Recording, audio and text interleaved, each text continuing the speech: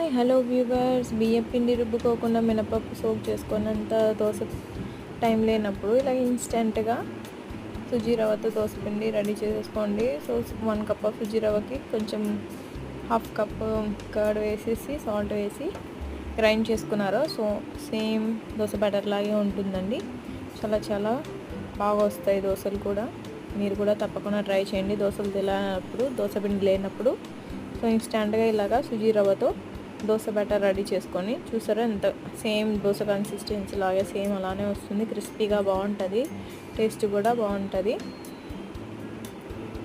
మీకు ఈ రెసిపీ నచ్చినట్టయితే కొత్తగా చూస్తున్న వాళ్ళు తప్పకుండా సబ్స్క్రైబ్ చేయండి నా ఛానల్ మరిన్ని వీడియోస్ కోసం. చూసారా ఎంత బాగా వస్తుందో, క్రిస్పీగా చాలా బాగుంటాయి. పేపర్ దోశలాగా వేసుకోవచ్చు, ఇంకా చాలా బాగుంటాయి. చూసారా ఎంత నీట్గా వస్తున్నాయో, దోశ బ్యాటర్ లాగే ఉంటుంది. దోశ పిండి లేనప్పుడు ఈ టిప్ మీకు చాలా బాగా యూజ్ అవుతుంది.